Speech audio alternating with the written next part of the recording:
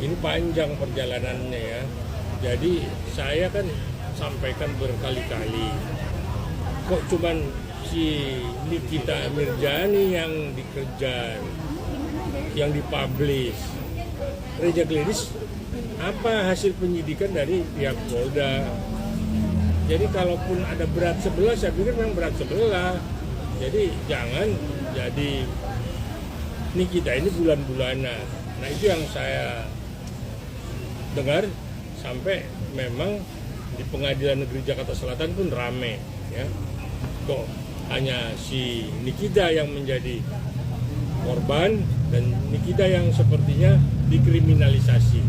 Nah ini media yang banyak tahu nih seperti apa. Kita juga perlu dapat bocoran, Bang, terkait isi nota keberatan Niki yang dia bilang minta kasus pidananya ditangguhkan atau dihentikan, gimana teman-teman? Ya kan di sini kan kita kan didampingi oleh kuasa hukumnya Fahmi Bahmi. Kan beliau bisa protes keras ke majelis bahwa kasus gugatan perdatanya sedang berjalan, maka minta kepada majelis ya pidananya, sidang pidananya ini diundur atau ditunda dulu, kan begitu sesuai surat edaran Mahkamah Agung Perma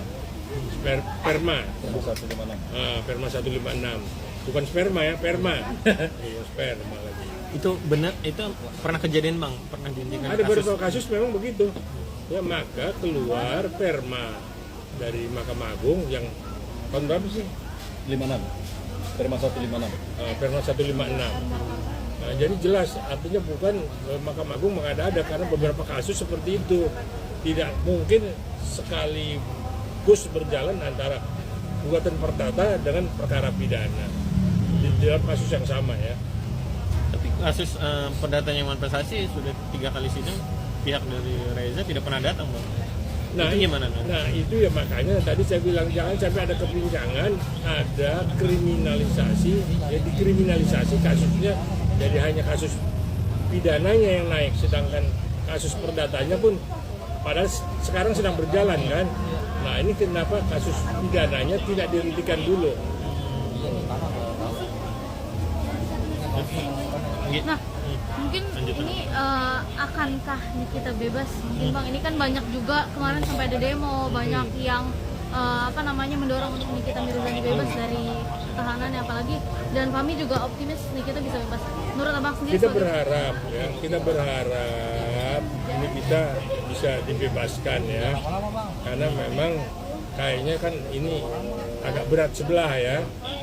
Nah, tempo hari juga saya bilang, ini di skincare-nya ini kan tempo hari orang juga ribut, masyarakat ribut, netizen ribut, ya.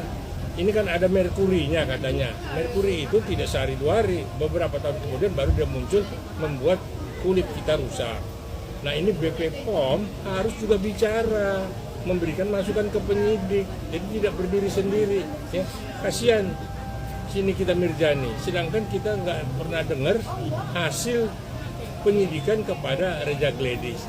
Bukan karena soal uangnya aja ya, uang itu bisa keluar dan diterima Mail ya, dari 4M jadi 2M diterima Mail dan diserahkan ke Nikita, itu prosesnya seperti apa? Berarti kan ada yang nggak beres, sehingga ada deal bahwa akan diberikan 4M tapi 2M dicairkan, yang 2M tertunda. Nah di sini kan kita lihat apa sih dealnya? Berarti kan ada yang nggak beres di usahanya Reza Gledis. Maka ada deal seperti itu. Ternyata kan jadi jebakan Batman. Begitu uang diserahkan, digunakan, akhirnya dilaporkan. Nah itu yang jadi masalah. Kan itu jadi persoalan. Apa mungkin perihal anak-anak Nikita juga akan membantu meringankan hukuman Nikita atau seperti apa sih Bang? Enggak lah, ini kan pokok materi persoalannya seperti apa ya, anak-anak kan tidak terpengaruh, tetapi seperti apa kasus yang sejujurnya lah kalau kita bilang.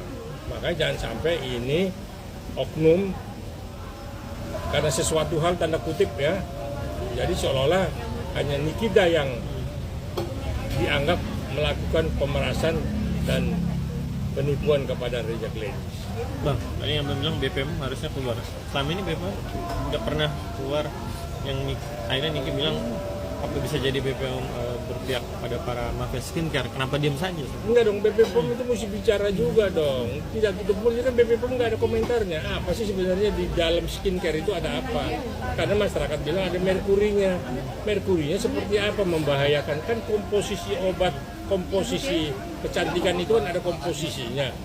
Nah ini yang memang kita semua masyarakat ini awam. Nah mungkin bisa nih, teman saya juga lawyer. Menurut abang gimana bang? Menurut kasus ini Niki dengan Reza Gladys? Ya, Secara saya garis besar. kan tidak mengikuti runtut kasusnya Nikita. Hanya kalau saya lihat memang itu kan masih abu-abu antara pemerasan dengan kasus pemerasan pidana kan, yang kalau Nikita itu ya, karena dia minta uang lebih kan, dan oleh si skincare itu apa namanya? Nah itu kan dia merasa diperas kan, lalu dipidanakan kan.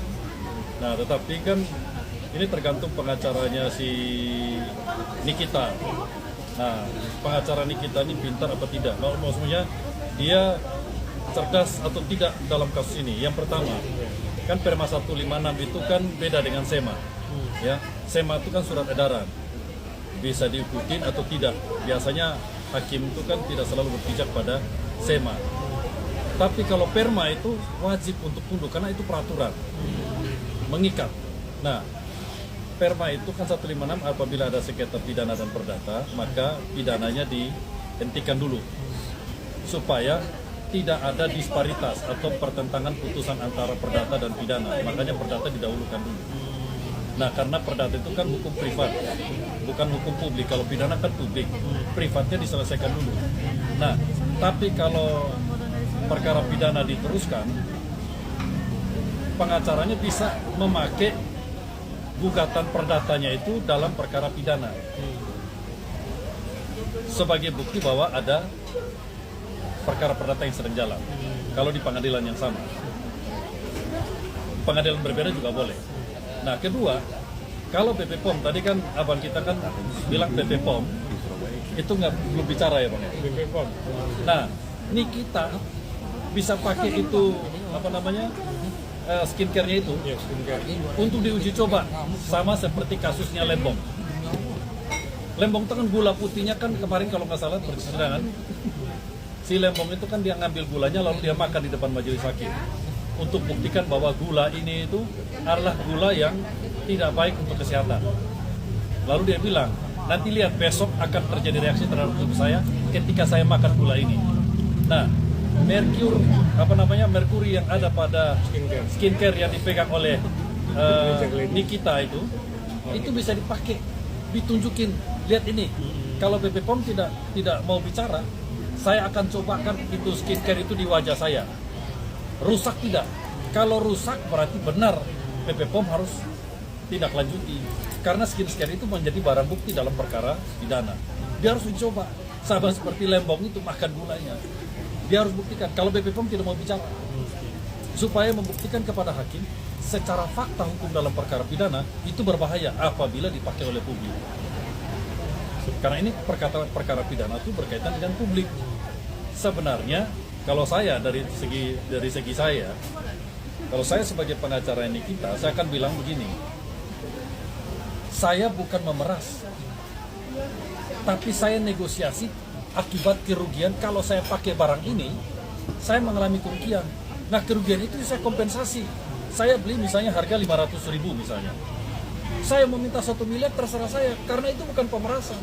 Itu kompensasi terhadap saya apabila saya pakai produkmu, saya rugi. Gitu. Itu bukan pemerasan. Ya, jadi dari segi mana aparat penegak hukum dalam kasus pidana melihat kasus ini? Tinggal dari segi mana? Sekarang kalau misalnya barang yang sama, sisanya punyanya Nikita itu dipakai oleh aparat penegak hukum, dicoba di wajah kamu, luka nggak? Nah, kalau kamu sendiri ke luka, kamu kan minta kompensasi, bukan pemerasan, kompensasi. Nah, kompensasi itu berbeda dengan pemerasan. Sekarang begini, ada saya pakai suatu produk, rugi kan?